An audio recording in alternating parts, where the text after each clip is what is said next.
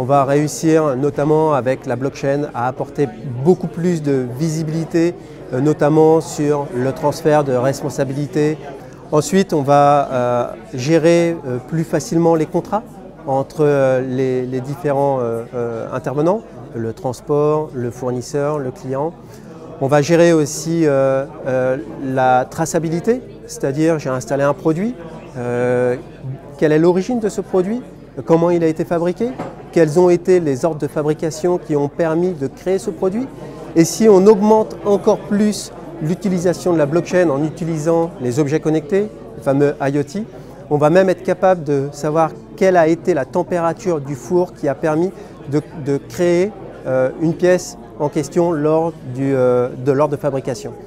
Donc ce que va apporter finalement les nouvelles technologies à la supply chain, à la logistique, ça va être un ensemble de données qui vont nous permettre d'aller analyser des tendances et aussi aller prévenir l'avenir.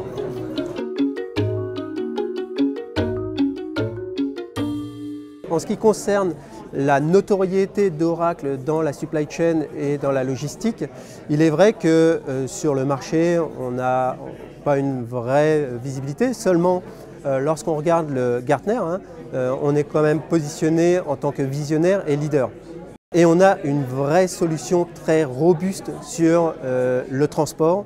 Et cette solution est très largement connectée avec notre ERP, supply chain, avec des connecteurs qui sont préconstruits, mais aussi nous sommes connectés avec d'autres ERP du marché.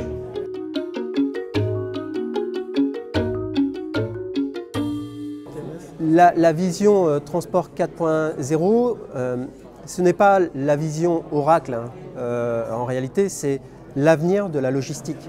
Ce que nous montrons à travers la solution OTM et toutes ces technologies, que ce soit la blockchain, l'IoT, le machine learning ou les digital assistants, c'est comment réussir à servir nos clients qui ont des besoins sur un de ces sujets ou sur l'ensemble de ces sujets, comment on est capable, avec la solution logistique et avec la solution supply chain, de répondre à ces besoins-là.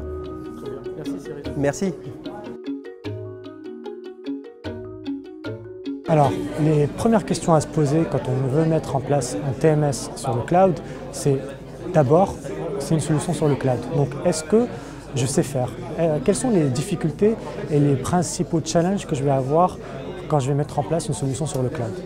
Deuxième point qu'il faut sécuriser, c'est la visibilité de ce projet au sein des DSI et des directions générales. Donc il faut pouvoir vendre ce type de projets qui ne sont pas forcément prioritaires pour une DSI et les enjeux du transport n'est pas forcément très important aux yeux de la direction générale.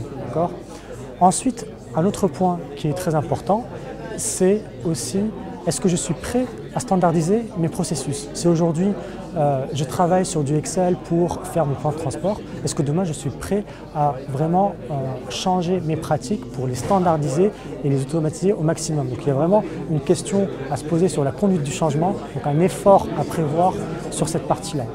Et enfin, un dernier point qu'il ne faut pas oublier, c'est des nouvelles technologies qui ne sont pas forcément maîtrisées en interne. Donc il va falloir que j'accompagne mes ressources en interne pour monter en compétence sur ce genre de solution. Alors effectivement, le paramétrage fonctionnel, c'est un point qui est crucial. Pour pouvoir faire du paramétrage fonctionnel, donc il faut d'abord maîtriser le métier du transport. Ensuite, effectivement, la solution du TMS, elle offre une possibilité très importante de paramétrage qui couvre l'ensemble des processus du métier. Donc effectivement, aujourd'hui, avec l'expérience qu'on a, on a mis en place des flux inbound, outbound, on a mis en place sur du terrestre, du maritime. Donc d'après mon expérience aujourd'hui, effectivement, le paramétrage fonctionnel couvre un très grand nombre de besoins fonctionnels juste avec le standard de la solution.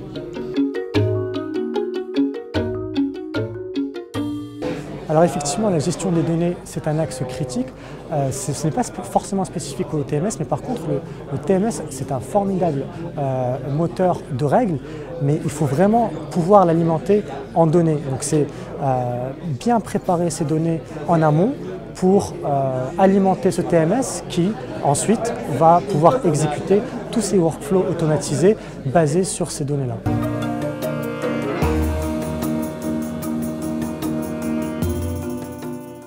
Une entreprise choisit d'investir dans un TMS, tout d'abord pour optimiser ses flux de transport, donc effectuer le meilleur choix en termes de délai, d'itinéraire, de choix de prestataire, de coûts.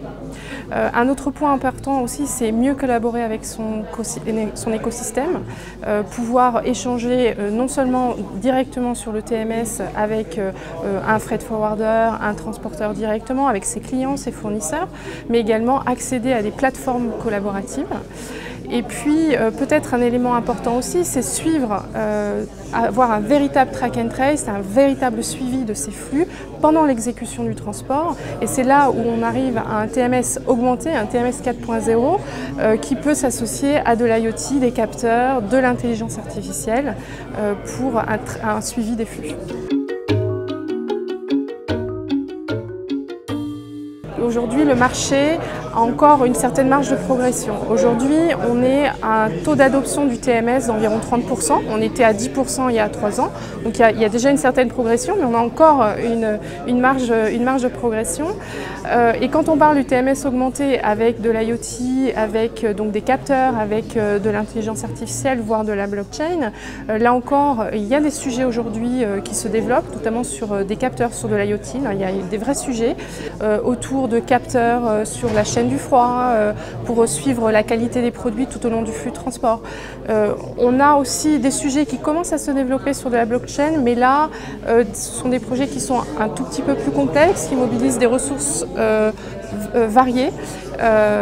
Alors, Oracle a récemment communiqué sur un projet avec Volvo pour suivre, pour tracer et sécuriser l'origine de certains composants, notamment le cobalt qui est extrait de certaines mines en Afrique. Donc il y a un vrai sujet de traçabilité sur ce sujet-là. Mais il y a aussi des marges de progression énormes autour de la collaboration avec le fournisseur, de la maîtrise de la qualité de son service auprès des clients, donc le suivi des délais de livraison, auprès de la qualité des produits et donc la gestion des contrats avec ses prestataires, ses fournisseurs et ses clients.